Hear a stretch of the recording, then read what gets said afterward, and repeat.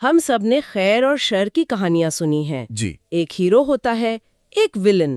لیکن کیا ہو اگر ولن یہ دعویٰ کرے کہ اس کے بغیر ہیرو کی کہانی کا کوئی مطلب ہی نہیں ہے؟ جی کیا ہو اگر کائنات کا سب سے بڑا مجرم کٹہرے میں کھڑے ہو کر یہ کہے کہ یہ پوری کائنات، یہ انسانی تاریخ اس کی وجہ سے ہی دلچسپ ہے؟ اور آج ہم ایک ایسی ہی غیر معمولی صورتحال کا جائزہ لے رہے ہیں۔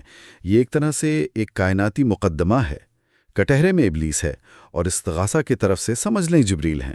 اچھا، لیکن یہ عدالت کسی اور کی نہیں، علامہ اقبال کے تخیل کی ہے، اور ان کی شہرہ آفاق نظم جبرائیل و ابلیس میں، جو بال جبریل میں شامل ہے، ملزم اپنا دفاع اتنے شاندار طریقے سے کرتا ہے کہ آخر میں فیصلہ سنانا بہت مشکل ہو جاتا ہے۔ صحیح۔ تو ہمارا آج کا مقصد اسی مقدمے کو سمجھنا ہے۔ ہم یہ جاننے کی کوشش کریں گے کہ ابلیس اپنے دفاع میں کیا دلائل پیش کرتا ہے، جبریل کے الزامات کیا ہیں، اور ان سب کے ذریعے اقبال ہمیں کیا سوچنے پر مجبور کر رہے ہیں۔ بالکل، خیر و شر، حرکت و سکون اور انسان کی تقدیر کے بارے میں۔ تو چلیں اس گفتگو میں گہرائی میں اترتے ہیں۔ جی نظم کا آغاز بہت ہی، آپ کہہ لیں، ڈرامائی انداز میں ہوتا ہے۔ ایک طویل عرصے بعد جبرائیل اور ابلیس کا آمنا سامنا ہوتا ہے، اور جبرائیل کا پہلا سوال بہت سادہ اور دوستانہ ہے۔ وہ کہتے ہیں، ہمدم دیرینا کیسا ہے جہان رنگ و بو، یعنی پرانے دوست، کیسی چل رہی ہے یہ دنیا؟ اس میں کوئی غصہ نہیں، کوئی تانا نہیں۔ جی، ایک پرانی شناسائی کا احساس ہے۔ بالکل۔ اور ابلیس کا جواب صرف ایک لائن میں اس پوری گفتگو کی بنیاد رکھ دیتا ہے۔ وہ یہ نہیں کہتا کہ دنیا اچھی ہے یا بری، وہ کہتا ہے سوز و ساز و درد و داغ و جستجو و آرزو۔ واہ! یہ جواب اپنے اندر ایک پورا فلسفہ لیے ہوئے ہے۔ وہ کہہ رہا ہے کہ یہ دنیا صرف دیکھنے اور سونگھنے کی چیز نہیں ہے، اس کی اصل حقیقت وہ ہے جلن اور موسیقی، تکلیف اور پچھتاوے، تلاش اور کبھی نہ ختم ہونے والی خواہشات کی کشمکش۔ یہ دنیا پرسکون نہیں، بے چین ہے۔ کی جگہ نہیں ہے، یہ تو ایک میدان جنگ ہے۔ بالکل۔ یہ جواب سن کر جبرائیل کا لہجہ بھی تھوڑا نرم پڑ جاتا ہے، اور وہ اسے ایک موقع دیتے ہیں۔ وہ کہتے ہیں، کیا نہیں ممکن کہ تیرا چاک دامن ہو رفو؟ اور یہ ایک بہت بڑی پیشکش ہے۔ کیا یہ ممکن نہیں کہ تم معافی مانگ لو اور تمہاری غلطی کو ٹھیک کر دیا جائے؟ کیا واپسی کا کوئی راستہ نہیں؟ اور یہیں پر نظم کا اصل ٹکراؤ سامنے آتا ہے، اور یہیں پر اقبال کا فلسفہ خود ہی پہلی بار جھلکتا ہے۔ ابلیس کا انکار محض ضد نہیں، یہ اپنی ذات کا، اپنی انفرادیت کا اس بات ہے۔ تو وہ اس پیشکش کو کیسے ٹھکراتا ہے؟ وہ کہتا ہے، اے جبرائیل، تو واقف نہیں اس راز سے، کر گیا سرمست مجھ کو ٹوٹ کر میرا سبو۔ اس کا مطلب کیا ہوا؟ اس کا مطلب بہت گہرا ہے۔ وہ کہہ رہا ہے کہ ہاں، میرا پیمانہ ٹوٹ گیا، میں نے بغاوت کی اور اپنا مقام کھو دیا، لیکن اسی ٹوٹنے کے عمل میں مجھے ایک ایسی مستی، ایک ایسی خودشناسی دی ہے جو مجھے جنت کی پرسکون زندگی میں کبھی مل ہی نہیں سکتی تھی۔ اچھا۔ میری بغاوت میری کمزوری نہیں، میری شناخت بن چکی ہے۔ میں اب وہ نہیں رہا جو میں پہلے تھا۔ یہ تو بہت ہی عجیب بات ہے۔ وہ اپنی ناکامی کو اپنی سب سے بڑی کامیابی قرار دے رہا ہے، اور وہ جنت کو بھی بڑی حقارت سے دیکھتا ہے نا؟ جی بالکل۔ وہ کہتا ہے میں وہاں واپس نہیں جا سکتا، کیونکہ وہ تو عالم بے کاخوں کو ہے، یعنی ایک ایسی جگہ جہاں نہ کوئی محل ہے، نہ کوئی گلی کوچا، ایک بے رونق، خاموش اور بے عمل دنیا۔ بالکل۔ اس کے نزدیک زندگی کا مطلب ہی ہنگامہ، چیلنج اور جد و جہد ہے، سکون تو موت ہے۔ اور ابلیس کا جواب صرف ایک انکار نہیں ہے، وہ باقاعدہ اپنا کیس پیش کرتا ہے۔ اچھا۔ جی، اس کے 3 بڑے دلائل ہیں۔ پہلا، کہ اس کی بغاوت نے اسے ایک نئی شناخت دی ہے۔ دوسرا، کہ انسان کی ترقی کا ذمہ دار وہی ہے۔ اور تیسرا، کہ وہ اس کائناتی ڈرامے کا تماشائی نہیں بلکہ مرکزی کھلاڑی ہے۔ چلے اس کے پہلے دلیل سے شروع کرتے ہیں، جو اس کی ذاتی شناخت کے بارے میں ہے۔ جی، وہ ایک ایسا سوال پوچھتا ہے جو جبرائیل کو بھی لاجواب کر دیتا ہے۔ وہ کہتا ہے، جس کی نومیدی سے ہو سوزے درون کائنات، اس کے حق میں تقنطوا اچھا ہے یا لا تقنطوا؟ ایک منٹ، کیا وہ یہاں قرآن کی آیت کو اپنے دفاع میں استعمال کر رہا ہے؟ یہ تو بہت بڑی جسارت ہے۔ وہ آیت ہے، لا تقنطوا من رحمت اللہ، یعنی اللہ کی رحمت سے مایوس نہ ہو۔ جی ہاں۔ اور وہ کہہ رہا ہے کہ کیا یہ حکم میرے لیے بھی ہے؟ جی، اور یہی اس کے استدلال کا کمال ہے۔ وہ کہہ رہا ہے کہ میں، جس کی مایوسی، جس کے انکار سے اس کائنات کے اندر زندگی کی حرارت اور تڑپ پیدا ہوئی ہے، اگر میں ہی اللہ کی رحمت سے امید لگا لوں تو پھر اس کائنات میں حرکت اور جدوجہد کیسے باقی رہے گی؟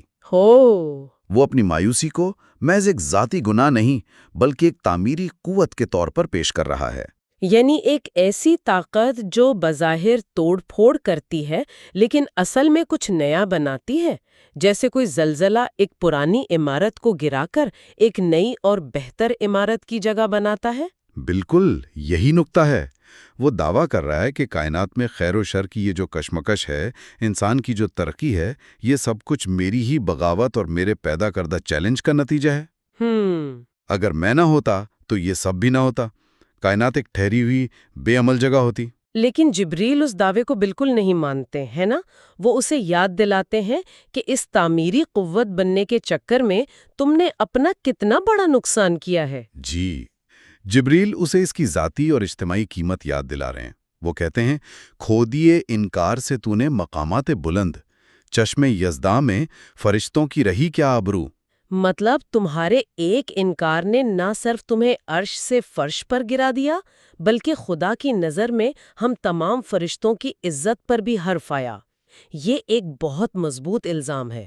بالکل، اور اس کے جواب میں ابلیس شرمندہ ہونے کے بجائے مزید فخر سے بات کرتا ہے۔ یہیں سے اس کا دوسرا بڑا دلیل شروع ہوتا ہے کہ وہ انسان کا محسن ہے۔ یہ دعویٰ تو بہت ہی بڑا ہے، بہت بڑا دعویٰ ہے۔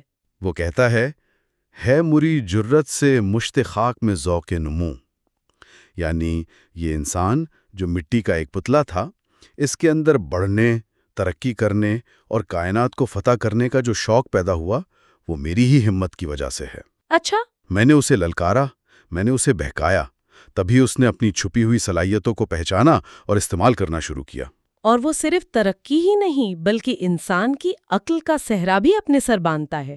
کہتا ہے، میرے فتنے جامع عقل و خرد کا تارو پو۔ جی، یعنی میرے پیدا کیے ہوئے فتنے، میرے وسوسے، میرے چیلنجز ہی وہ دھاگے ہیں جن سے انسان کی عقل اور دانش کا لباس بنا گیا ہے۔ یہاں اقبال ایک بہت اہم فلسفیانہ نقطہ اٹھا رہے ہیں۔ دیکھیں، عقل ہمیشہ انتخاب کا تقاضا کرتی ہے۔ جہاں انتخاب ہو وہیں صحیح اور غلط، خیر اور شر کا سوال پیدا ہوتا ہے۔ صحیح۔ ابلیس کے مطابق یہ انتخاب کا موقع فراہم کرنا ہی اس کا سب سے بڑا کارنامہ ہے۔ واہ، یہ تو سوچنے کا بالکل نیا زاویہ ہے۔ لیکن اس کے بعد وہ جبرائیل پر ذاتی حملہ بھی کرتا ہے نا، جو اس کی تیسری دلیل کی طرف لے جاتا ہے کہ میں کھلاڑی ہوں، تم تماشائی ہو۔ جی، اور یہ اس نظم کے مشہور ترین اشعار میں سے ایک ہے۔ وہ جبرائیل کو طعنہ دیتا ہے، دیکھتا ہے تو فقط ساحل سے رزم خیر و شر، کون طوفان کے تماچے کھا رہا ہے، میں کہ تو۔ یہ ایک بہت طاقتور تصویر ہے۔ بہت زیادہ۔ وہ کہہ رہا ہے کہ تم، اے جبرائیل، محض ایک تماشائی ہو، تم تو بس کنارے پر محفوظ کھڑے خیر اور شر کی جنگ کا نظارہ کرتے ہو۔ اصل میں طوفانوں کا مقابلہ کون کر رہا ہے، ان کے تھپیڑے کون سہ رہا ہے، میں یا تم؟ میں اس کھیل کا صرف تماشائی نہیں بلکہ مرکزی کھلاڑی ہوں۔ اور وہ یہ بھی جتاتا ہے کہ اس کی طاقت کتنی وسیع ہے۔ وہ کہتا ہے کہ خضر اور الیاس جیسے رہبر بھی اس کے طوفانوں کے آگے بے بس ہیں۔ میرے طوفان یم بیم، دریا بدریا، جو بجو، یعنی میرا اثر ہر جگہ ہے، سمندر سے لے کر ندی نالوں تک۔ صحیح۔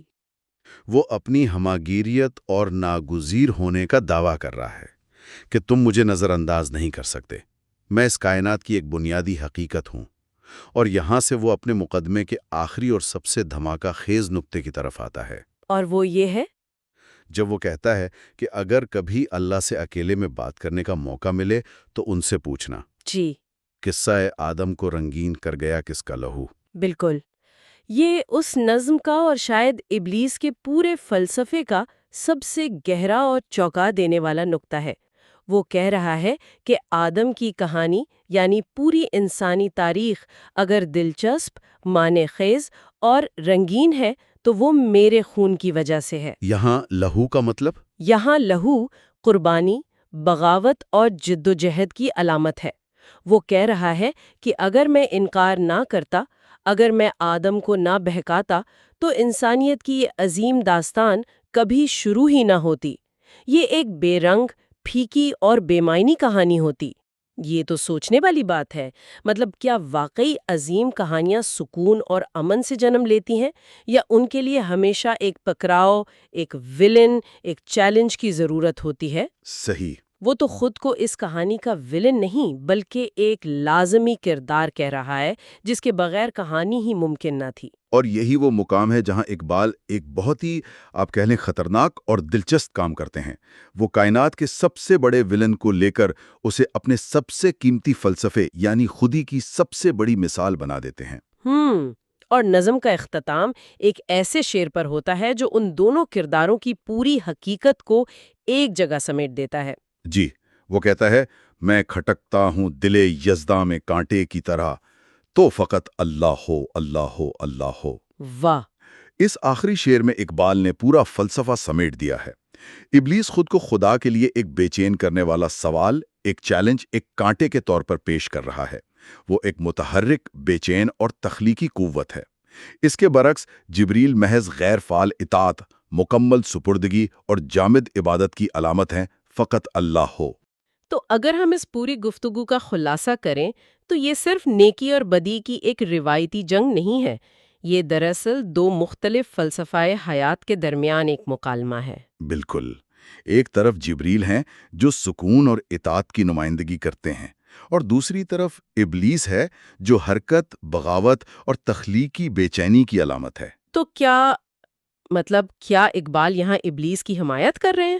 یہ ایک بہت اہم سوال ہے۔ دیکھیں، اقبال ابلیس کے کفر یا اس کی برائی کی حمایت نہیں کر رہے۔ وہ ابلیس کے کردار میں موجود کچھ صفات جیسے جرات، خودداری، مسلسل جد و جہد اور حرکت کو اہمیت دے رہے ہیں۔ اچھا۔ یہی صفات ہیں جو وہ اپنے مرد مومن میں بھی دیکھنا چاہتے ہیں، لیکن مثبت انداز میں۔ اقبال کے نزدیک سب سے بڑا گناہ بے عملی اور سکون ہے۔ وہ عمل اور جد و جہد پر زور دیتے ہیں، اور اس نظم میں ابلیس اسی عمل کی سب سے بڑی مثال بن کر سامنے آتا ہے، بھلے ہی اس کا عمل منفی ہو۔ یہ واقعی ذہن میں بہت سے سوالات چھوڑ جاتی ہے۔ یہ نظم آپ کو کوئی سیدھا سادہ جواب نہیں دیتی، بلکہ آپ کو سوچنے کے لیے بہت کچھ دے جاتی ہے۔ اور شاید یہی عظیم شاعری کی نشانی ہے۔ یہ آپ کو تسلی نہیں دیتی، یہ آپ کو بے چین کرتی ہے، یہ آپ سے نئے سوالات پوچھتی ہے۔ صحیح کہا۔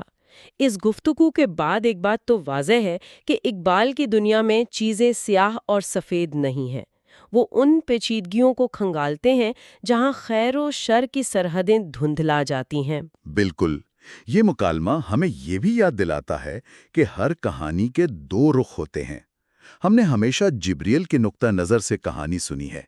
اقبال ہمیں چند لمحوں کے لیے ابلیس کا نقطہ نظر سننے کا موقع دیتے ہیں، اور یہ ایک انتہائی بے چین کر دینے والا تجربہ ہے۔ اور اسی کے ساتھ ہم آج کی اس گہری گفتگو کو ختم کرتے ہیں، لیکن ایک آخری سوچ کے ساتھ جو یہ نظم ہمارے ذہنوں میں چھوڑ جاتی ہے۔ کیا انسانی ترقی، ہمارا علم، ہمارے فنون اور ہماری تہذیب کی یہ پوری عمارت، کیا یہ محض نیکی اور اطاعت کے جذبے پر کھڑی ہے، یا اس کی بنیادوں میں ابلیس کی بیان کردہ بے چینی، جستجو، انکار اور بغاوت کا بھی کوئی کردار ہے؟ اور کیا عظمت